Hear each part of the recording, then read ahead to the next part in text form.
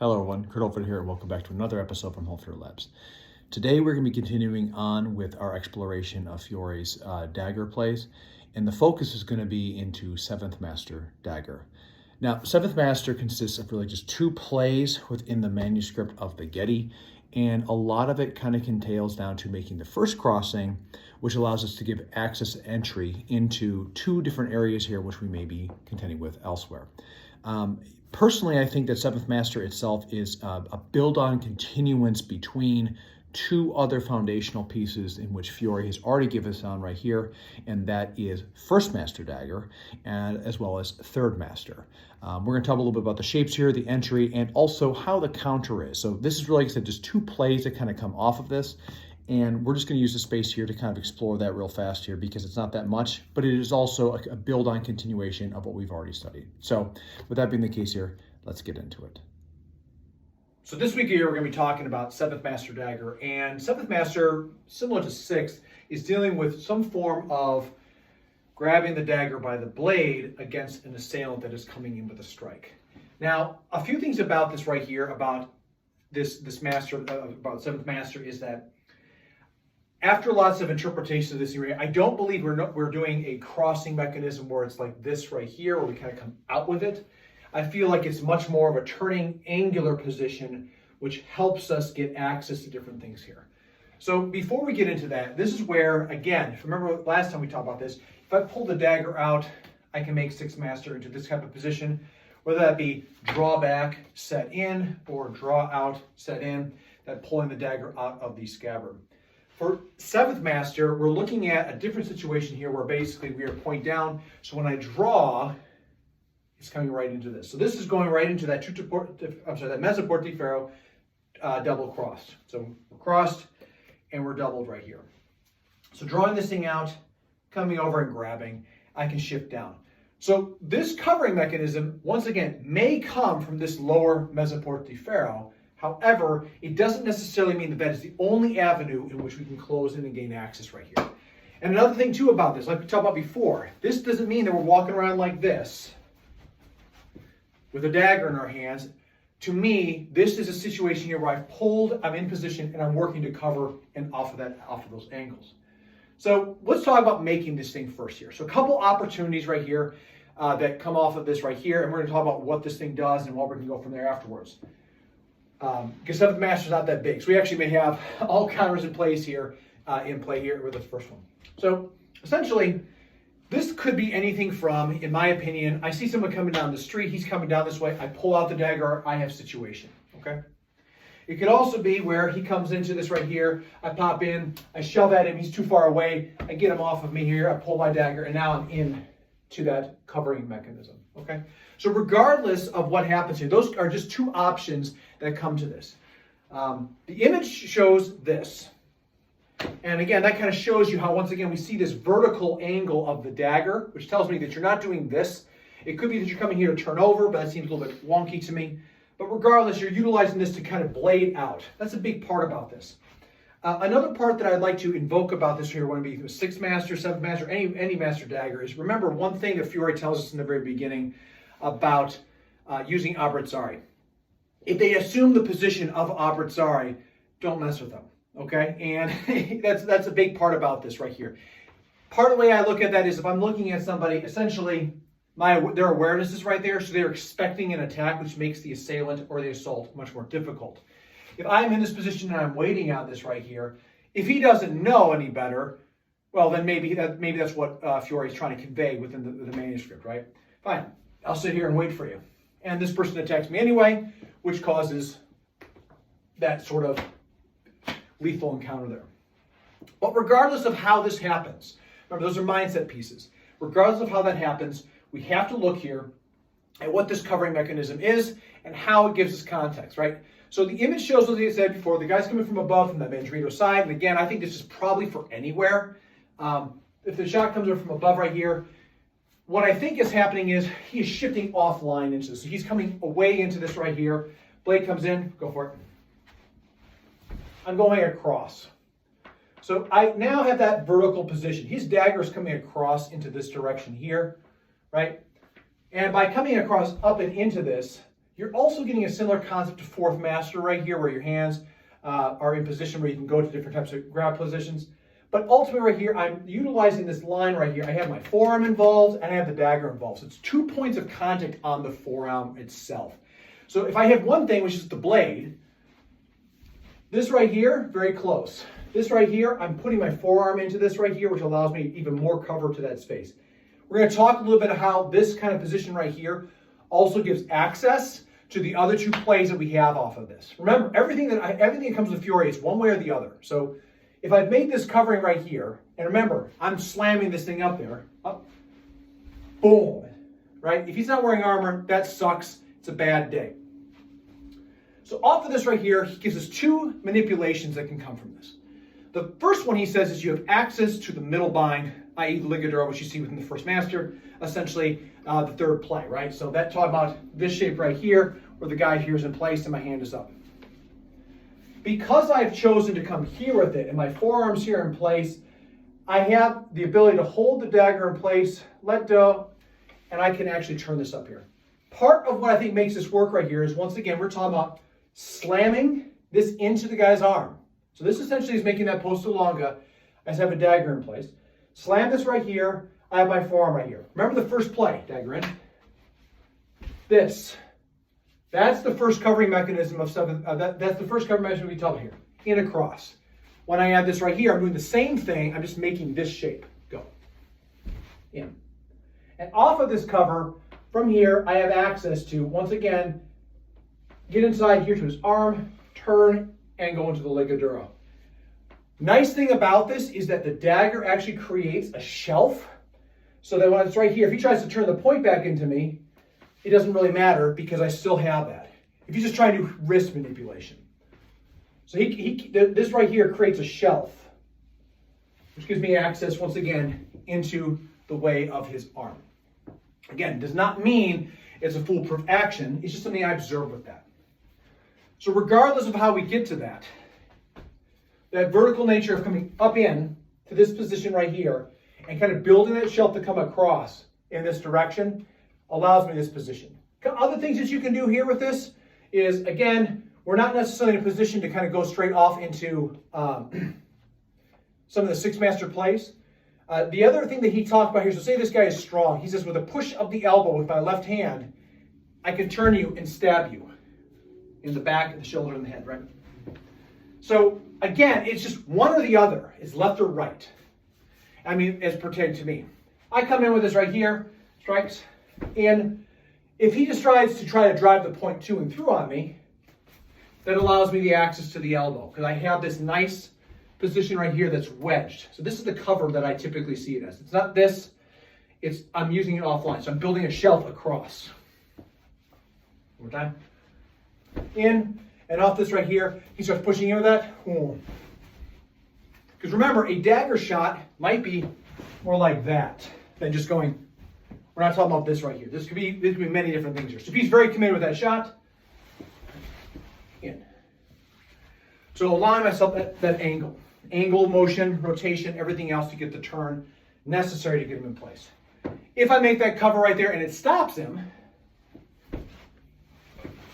now I'm right there in space to do what I need to do. And because the dagger is shelved, I've got a way of being able to protect myself there. So, one more time. Here. And in this shelving right here, remember, that's very hard. All I have to do is let go. I can stab him in his own face like this right here. But again, right here in, I've got the dagger on dagger cover that allows me to keep this thing in place. Okay, so keep that in mind when we make that kind of shape right here, that it's actually quite complicated. And we're actually going to step a little bit closer here so we can see this. So again, it's offline here. This is how I see it. And because it's here, if he starts to retract, I have access in. If he starts to push in at me, well, you see I have that shape already here. I can work across. All that really is right there is you have that ability to kind of shift and move and turn. The second portion we're going to talk about here, because remember, Seventh Master is only really 2 plays. Although it's kind of not. I should take that back, because ultimately it states that you can utilize this also in close positions with an axe and other guard, and everything else too. In fact, actually, some of the sword positions talk about finding that elbow to turn and push the person, again, once against themselves right here. There's a key factor of this, okay? In other concepts where you make crossings on things, if I choose to shift in against somebody, I am putting myself into a direction that stops something in some form or fashion in my leg, and I'm putting myself over that leg. That does give me immense, intense strength. However, as we'll see with other plays later on, it also makes it so it's easier to rotate, turn, and push somebody out and trip them over their own spine and or leg. We'll talk about that here in a second. So if I come in with this dagger shot, actually we'll swap sides here. So the image shows this, okay? So off this right here, I've come in with this, he's come across, he has stepped in, just like the image is showing, okay? So the part about this that's very important right here is this leg that he's on right here with me is a very dangerous position for me, okay? I'm sorry, for him. It's strength against me, he's braced, and I can't just lean in on him.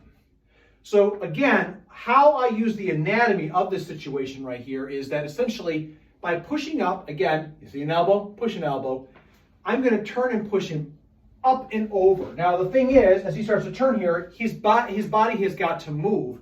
Otherwise, his spine keeps rotating and turning out to the direction that does not accommodate for the rest of his body. So coming in with this right here, I shoot in, boom. I'm going to push up and over, and this is basically going to have his arms go over the leg and make him turn. He's going to have to give way there at some point, and whether or not he actually falls over or anything else like that is inconsequential. The point being is I'm here, and if I'm in this position, I'm going this direction here. So I have to turn the body in a certain way to make sure that my legs don't trip myself up. Okay? Again, counter is very simple of this. It's not very complicated. We will see this later on in other plays and considerations. In fact, actually, these little nuances right here are really nice to me because in Fiore's manuscript, there's always these small little precursors which tell me other plays that you don't see necessarily in the manuscript because he just talked about it. He might add something a little bit differently because how the tools work against each other, but regardless, ultimately the nuance is that you are basically utilizing the same application to create the same thing to cause a different angle of attack. So you can see with the video how there is this continuation between, like I said, first and third master dagger, how, if I'm coming across with this, my hand is essentially in that first covering mechanism that we see within the first place. And that rotating off this right here, I go right into third master covers where I can get down to the arms in different directions, and I create a reverso concept. All that is very important to kind of consider and look at, in my opinion, because what it also does is it conveys a very important message here that essentially anything that you build off of and work towards, you have to be able to have the foundations which you had before. There's an extensive amount of training that we're doing right now within our Armored Zari curriculum where we look at, you can't just make one shape, it's got to flow, it's got to move. And when you start putting in some of the horrific things and mannerisms that you can do to somebody to kind of create the shape, the battle space of the person, what ends up happening is these plays shift very fast. It's not just one dagger play. It is something to teach somebody that you can utilize against somebody in an assault that's coming against you. I'm going to have a lot more about that. I'm hoping to make a special on that here in the next couple of weeks here with another training partner of mine that we work extensively on this because we were looking at things that are very hard to convey. And I think it'd be kind of cool that we share our perspectives of what we're seeing here and how it's so important to kind of get to that kind of understanding. But back to Seventh Master here. Again, it is one of the things I used to think a lot of time here is as I was going like this and I'm straight up. I don't believe that anymore. And like I said in the video, there's this shelving thing. So if I'm coming here, I'm shelving off. The dagger is very vertical in the image of Fiore's manuscript, and to me, it is just a continuation of building that wall off into a direction. It's very similar to how we address blows with the sword, as well as different grabs and everything else here, by shelving things away and getting them out of our area here so we can get to a workspace where we can access a person. Countering it is not very difficult. As always here, one of the big things that comes down to Fiore is that if you see an elbow, push the elbow. But I'm actually going to go a bit further with that too. It's not just push the elbow.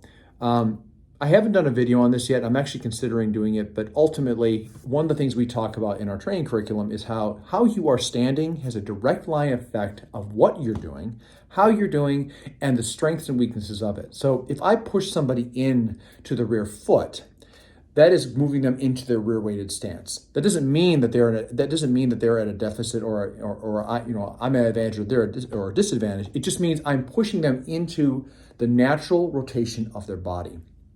Like I said in this right here, we're looking at over the lead leg. So if I deny that access for them to, so now I'm not going to push to the spot where they're going backwards. I'm going to push them so they're going over their leg, and I'm going to have their spine and their leg trip over each other.